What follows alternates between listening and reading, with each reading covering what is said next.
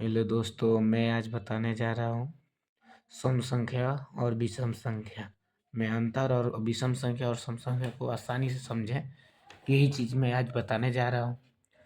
तो सबसे पहले मैं बता दूँ कि मेरे चैनल का नाम है, अगर मेरे चैनल पर नए हैं तो उस चैनल को सब्सक्राइब कीजिएगा और बेल आइकन दबाना ना भूलिएगा और ज़्यादा से ज़्यादा शेयर कीजिएगा। कब जब वीडियो अच्छा लगेगा तब। ठीक, तो ये मेरा चैनल का नाम है basic education classes by S के प्रजापति। और उसके बाद मैं बताने जा रहा हूँ सम संख्या। और सबसे पहले सम संख्या देखिए कि आखिर में सम संख्या किसे कहते हैं। तो सम संख्या वह संख्या जो दो से विभाजित होती है सम संख्या कहलाती है। यानी क्या कह रहा है कि वह संख्या जो दो से विभाजित होती है, तो दो से विभाजित होने वाले सारे संख्याओं को हम सम संख्या कहते हैं। यानी जैसे में 2, 4, 6, 8, 10 डॉट डॉट डॉट अनंत तक। अब देखना है कि सम संख्या है कि नहीं।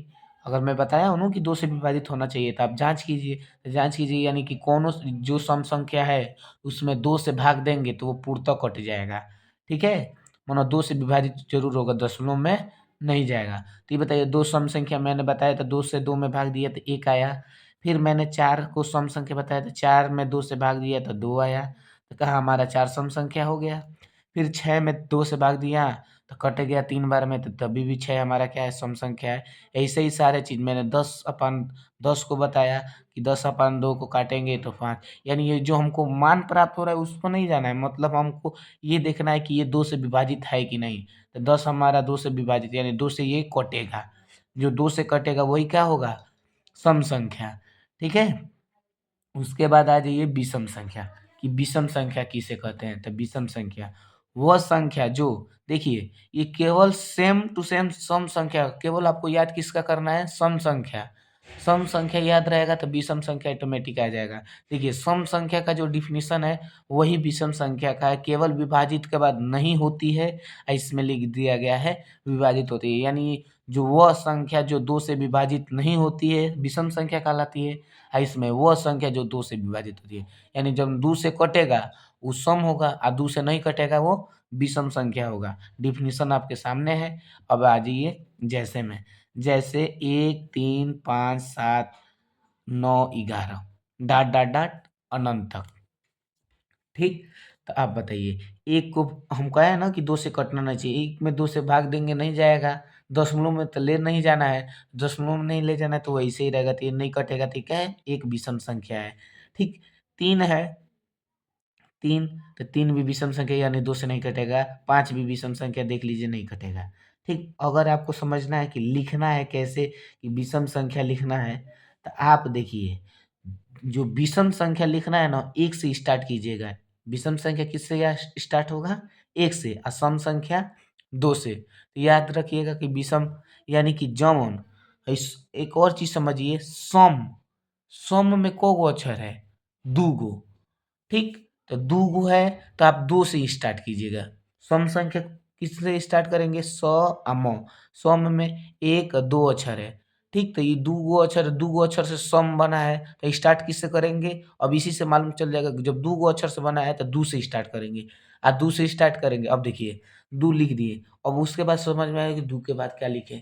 तो देखिए दू के बाद आने वाले संख्या को छोड़कर फिर अगला संख्या लिखेंगे। फिर उस संख्या को लिखने के बाद एक का अंतर करेंगे, यानी कि दू के बाद जो आएगा उसको छोड़ देंगे। अगर वो नहीं आया तो देखिए दू है ना, दू लिख देंगे और दू के बाद दू जोड़िएगा।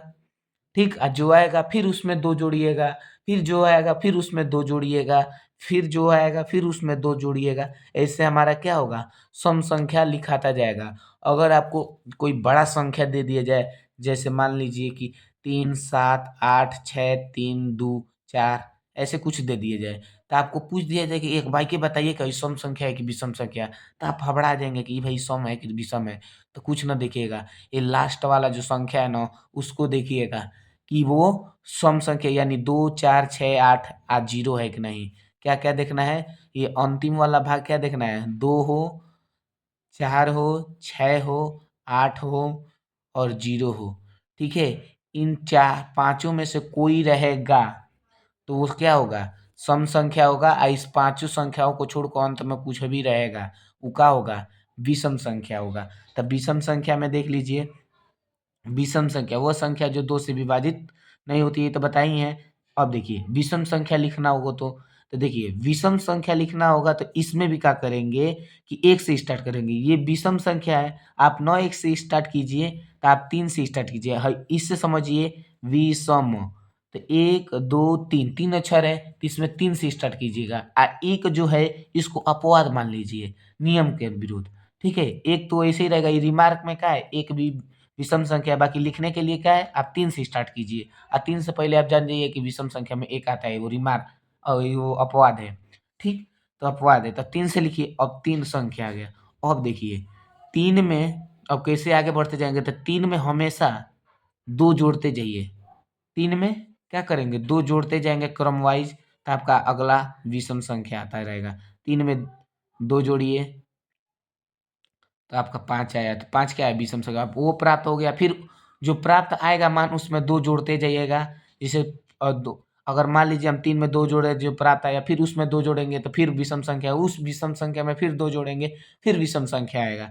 अब देखिए 5 में 2 जोड़िए, 5 में 2 जोड़ेंगे तो 7 आएगा, तो 7 क्या है विषम संख्या है। फिर 7 में 2 जोड़िए, फिर 9 आया, 9 का है विषम संख्या। ऐसे ही जोड़ते जाएंगे तो ये विषम संख्या लिखाएगा। सम संख्या लिखना बताई है कि सौ म दू गो अक्षर है, दू। अब दू से स्टार्ट करेंगे, दू में दू जोड़ते जाएंगे। जैसे दू में दू जोड़ेंगे तो सम आएगा, फिर जो प्राप्त संख्या है उसमें दू जोड़ेंगे तभी भी सम आएगा। तो आपको सम और विषम संख्या लिखना बता दिए, पहचानना भी बता दिए कि कैसे सम संख्या और विषम संख्या पहचानेंगे।